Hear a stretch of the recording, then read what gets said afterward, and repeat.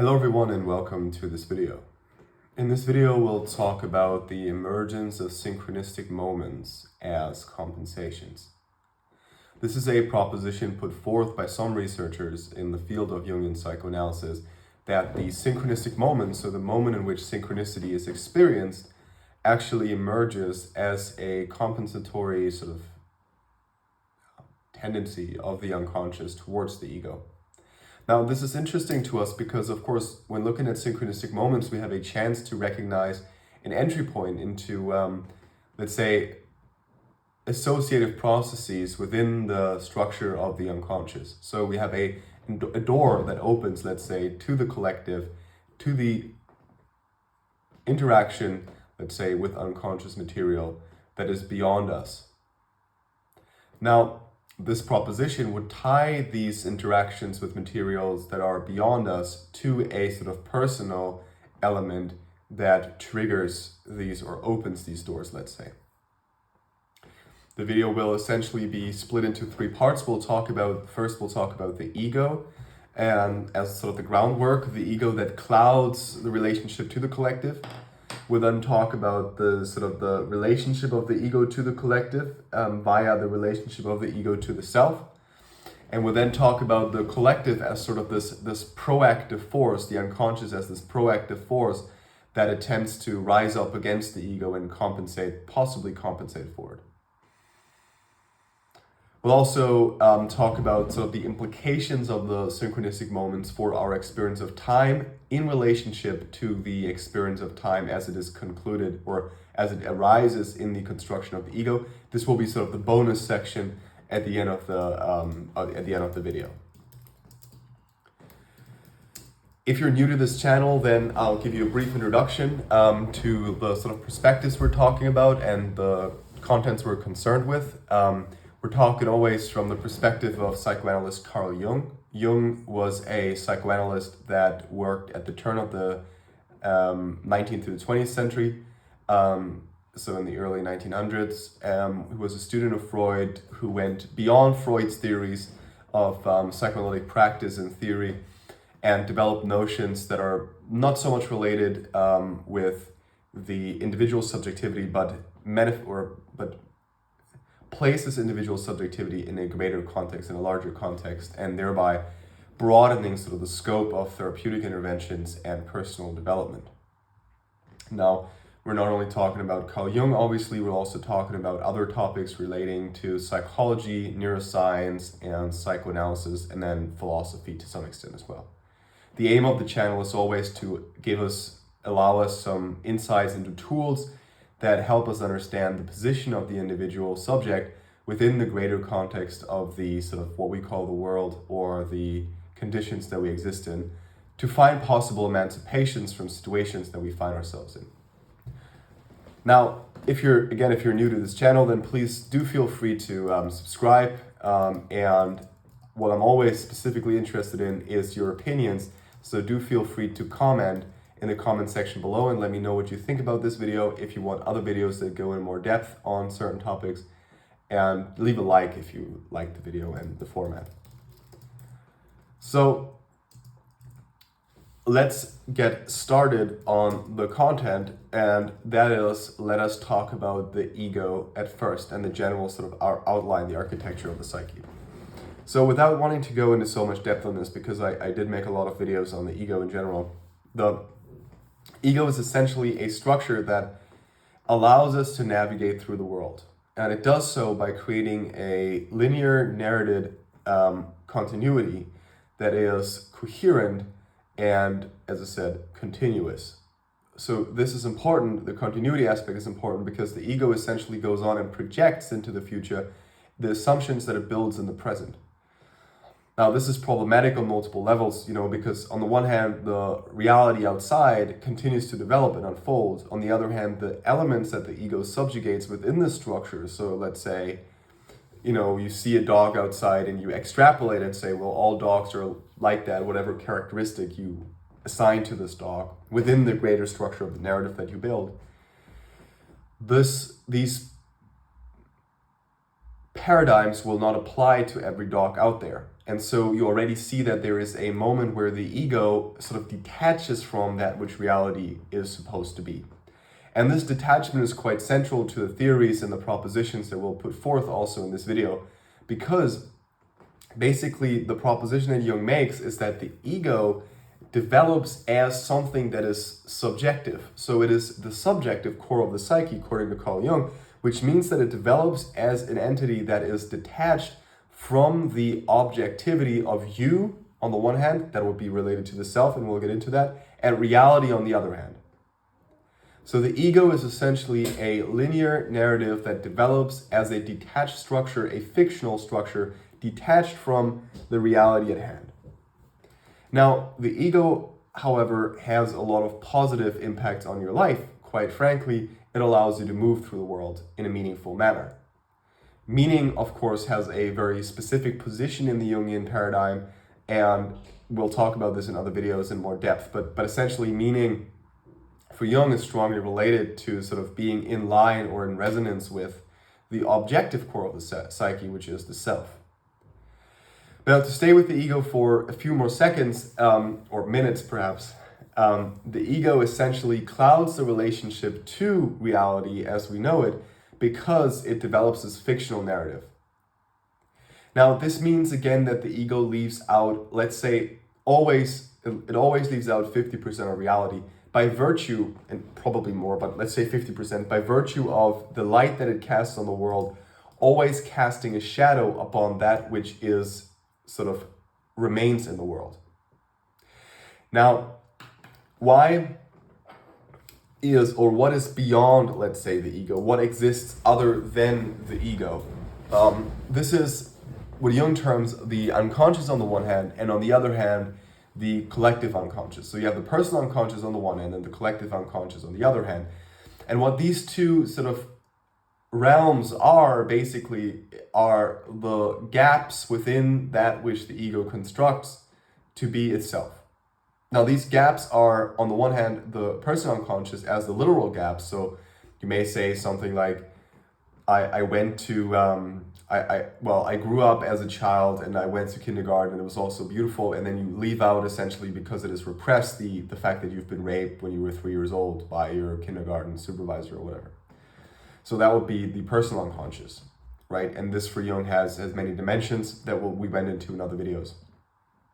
Now, the collective unconscious is a sort of layer below that. And for Jung, the collective unconscious essentially has a structuring function. So the collective unconscious structures reality as we know it. It structures reality by virtue of providing the trajectories along which the ego can unfold or manifest contents along what he calls complexes. And these complexes can be imagined sort of as the shelves on the shelf, as the individual pockets kind of on the shelf that is behind me, if you will, right? So you have certain shelves on which you can put books, and those are separated sort of, if you will, thematically. And for Jung, this would mean that at the core of every complex, you have an archetype that then sort of decides or dictates which elements cluster around it. This process of clustering, of course, is, again, unconscious. Like, we don't know this happens. But we know by virtue of certain energies rising from this core, from the archetypal core, that then activate the contents around it, the personal contents that may be unconscious or partly conscious, and springing into the ego, influencing our behavior. Now, the ego is basically the central complex of the psyche, which sort of narrates the relationship of all the other complexes. Now, the question obviously now becomes, okay, well, this is all great, but what is the synchronistic moment, or what is synchronicity as we talk about it here? Synchronicity essentially for Jung is the meaningful co-occurrence or the meaningful correlation of two independent variables, if you will. Now, this could be, and there's a lot of discussion about this, and I'll make another video. I've made videos on synchronicity. I'll make another one that sort of introduces it concisely, but essentially there's a lot of discussion. For Jung, classically, he says one of these moments has to be psychic and one of these physical, but he himself also contradicts this definition, going beyond it, saying that basically 2 moments can be physical, 2 moments can be psychological. It doesn't really matter. Now, this is basically a classical example here is this provided by Roderick Mayne in his book Revelations of Chance. A man did research on a certain topic, and this research involved him researching about 3 horses. It's a biblical story. I can't really recall which one, but 3 horses that had a very particular shape and a very particular color. And he did a lot of research on this, attempting to understand this story. And the next day when he woke up, he was in a hotel, or at some point when he woke up, he was in a hotel. During the time he did this research, he would walk out on the balcony, look out into the fields, look over the fields and see 3 horses of exactly this shape and color right there on the fields in front of his hotel balcony. Now, this is synchronistic because it is meaningful by virtue of connecting these this psychical experience, so this reading of the 3 horsemen, which is properly speaking not really psychological, and this physical occurrence of the 3 horses. Now, these moments can be connected in time or not. You know, the same story goes, 2 years later, he saw these 3 horses again when he was on a trip in somewhere in a country, in a distant country. Now, this means that essentially the event recurred, although in this moment there was no activity within direct proxy, let's say. In the other occurrence, when he saw the horses from the balcony, he had studied the topic, the material, the night before, right? So these events can be distant in time, they can be close in time, right? Same goes for space. Jung gives an example where he received a letter, and in the letter he would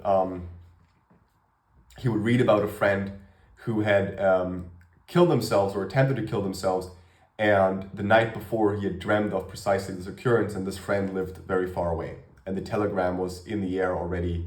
Probably, I think it was a telegram in the air already at the time of the dream, so he couldn't possibly have known about it, but it was very far in distance, right?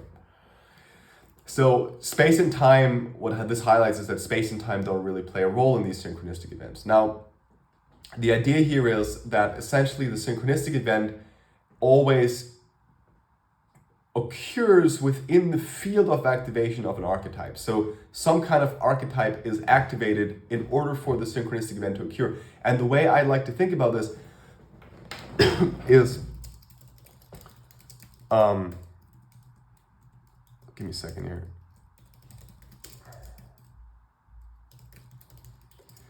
I'm just writing on timestamps, that's why I was typing.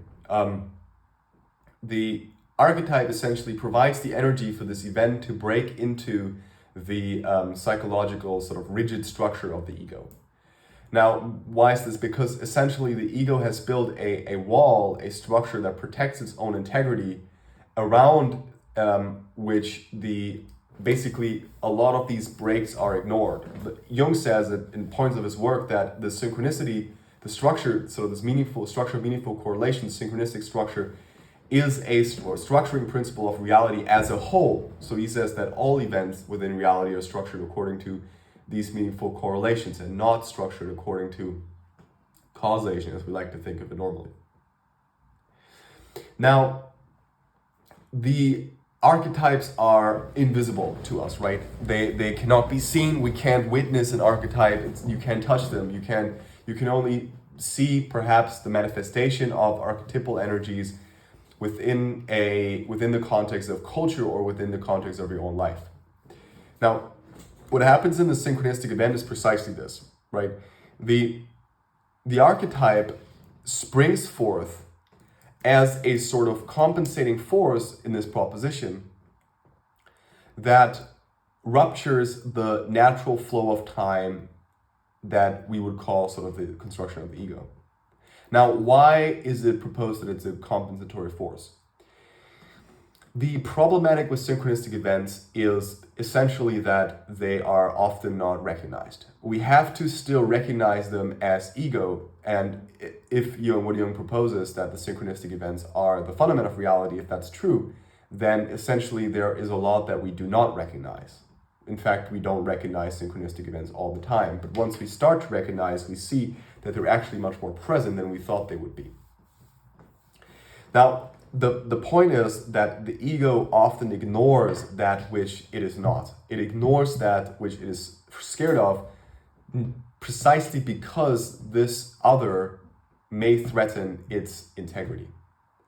And now, the synchronistic moment may arise as a compensation because the ego in this moment, when witnessing the synchronistic event, the ego may be in a state where it is caught off guard, let's say.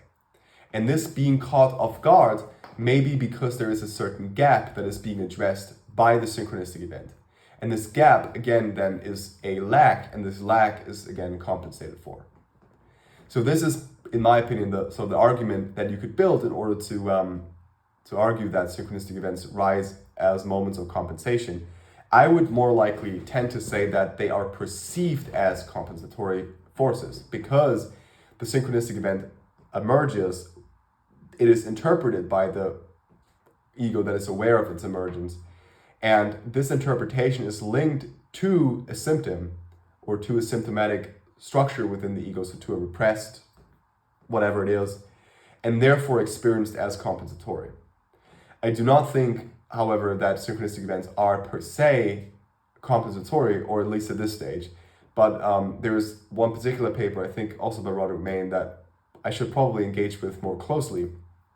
I can make a video on this if you're interested, please leave a comment, where we look at the argument that he puts forth in detail. Now, the break of the synchronistic event into the linearity of time, this brings us to sort of the bonus section.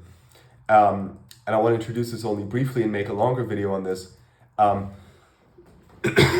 Is quite interesting because the synchronistic event essentially prompts the ego to step out of this linear narrative that it has built and reconsider its construction.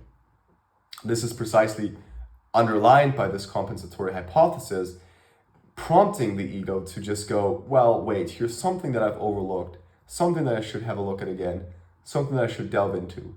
And I think this is what we should understand synchronistic events as. We should understand them as doors that are open, that we may move into, that we may sort of venture towards a darkness, an abyss that opens, that may have something to teach us.